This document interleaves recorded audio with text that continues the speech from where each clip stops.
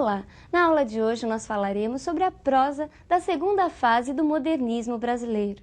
A grande característica da prosa neste momento é o regionalismo, é a relação do homem com o meio em que vive.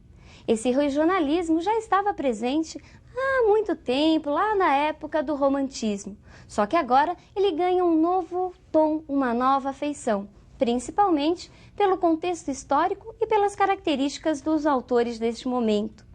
A obra que marca o início do romance regionalista no modernismo é o livro A Bagaceira, de José Américo, mas seu valor literário se deve mais ao aspecto histórico, às tramas sobre a seca, sobre os retirantes, do que propriamente dito pelos seus valores estéticos. Vejamos agora quais são os principais autores dessa fase.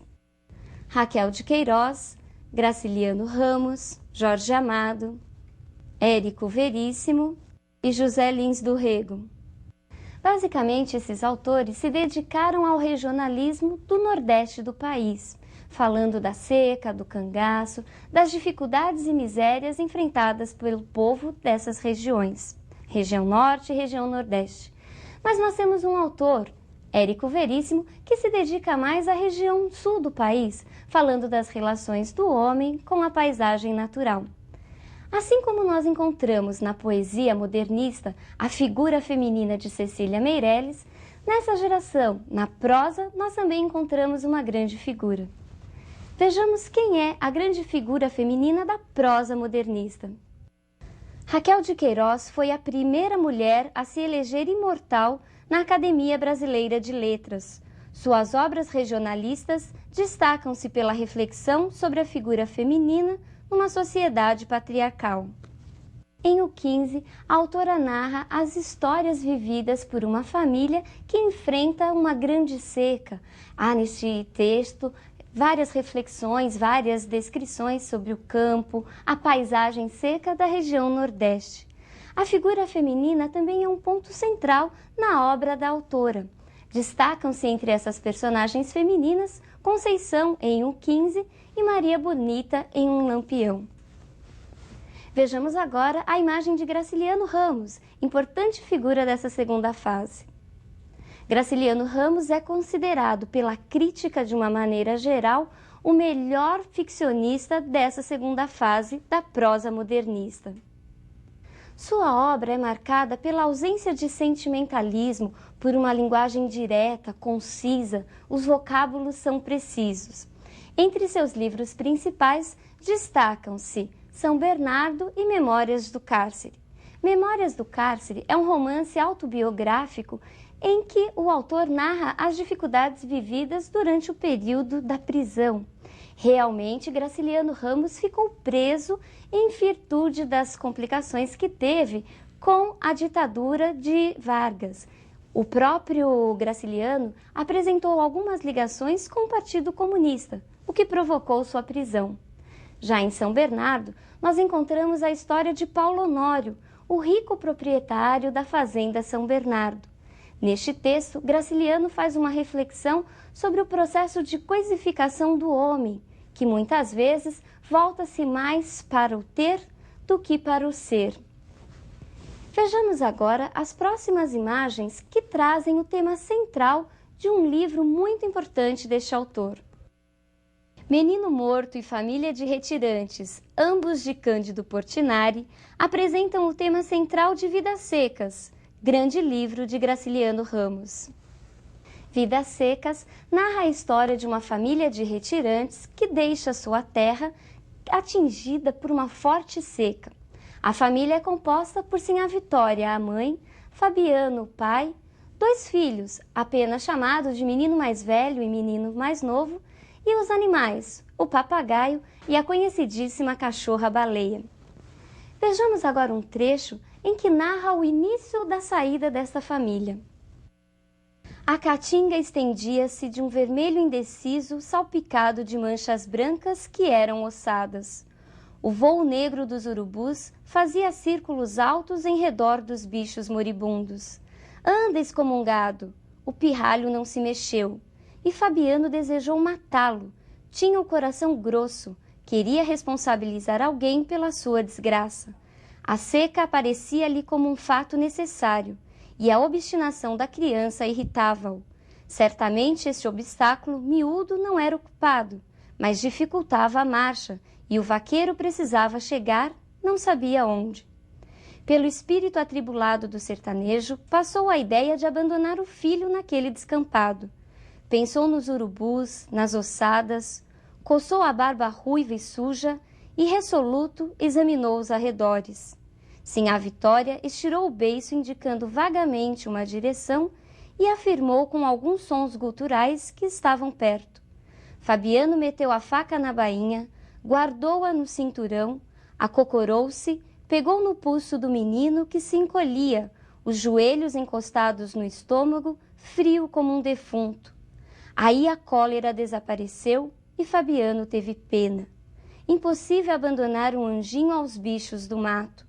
Entregou a espingarda a Sinhá Vitória, pôs o filho no cangote, levantou-se, agarrou os bracinhos que caíam sobre o peito, moles, finos como cambitos. Sinhá Vitória aprovou esse arranjo, lançou de novo a interjeição gutural, designou os juazeiros invisíveis. E a viagem prosseguiu, mais lenta, mais arrastada, num silêncio grande. Percebeu como a secura do ambiente e da vida aos poucos iam embrutecendo as personagens? Vejamos agora um outro importante autor deste período. Jorge Amado é talvez um dos escritores mais conhecidos pelo público jovem, isto porque muitos de seus livros foram adaptados para a TV e para o cinema, e ainda hoje é um dos escritores brasileiros que mais vendeu livros. Seus textos traçam um verdadeiro painel do Brasil, em especial do povo baiano. Sua linguagem simples, próxima ao falar do povo, sua constante preocupação com as tradições e os costumes populares, e ainda o seu bom humor, fizeram de Jorge Amado um dos escritores mais aclamados e mais benquistos do público atualmente.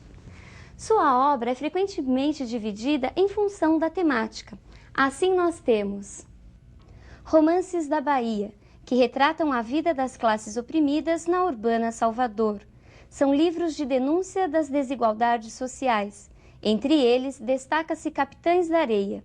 Romances ligados ao ciclo do cacau, que retratam a exploração dos trabalhadores rurais pela economia latifundiária do Nordeste. Segundo o próprio Jorge Amado, foi a luta do cacau que o tornou romancista. Entre esses romances destacam-se Cacau e Terras do Sem Fim. E por último, as Crônicas de Costumes, que partem dos cenários do Agreste e da zona cacaueira para uma reflexão sobre a vida, os amores e os costumes da sociedade. São desse ciclo as conhecidíssimas figuras femininas de Jorge Amado, como Gabriela Cravo e Canela, Dona Flor e seus dois maridos, Tieta do Agreste e Teresa Batista Cansada de Guerra. Vejamos agora a imagem de outro importante escritor deste período. Érico Veríssimo, que assim como Jorge Amado, conquistou o público leitor. Sua obra é comumente dividida em romances urbanos, históricos e políticos. Entre os romances urbanos destacam-se Clarissa e Olhai os Lírios do Campo. Neste momento, nós temos um autor que analisa as questões, as crises de uma sociedade na época. A sua grande obra-prima é a trilogia histórica O Tempo e o Vento, em que nós encontramos as grandes figuras de Ana Terra e Rodrigo Cambará.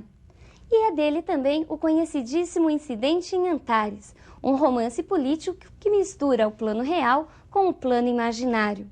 Num dado momento desse romance, os coveiros entram em greve e os mortos, por sua vez, acabam ressuscitando para denunciar a corrupção e a podridão moral dos moradores da cidade.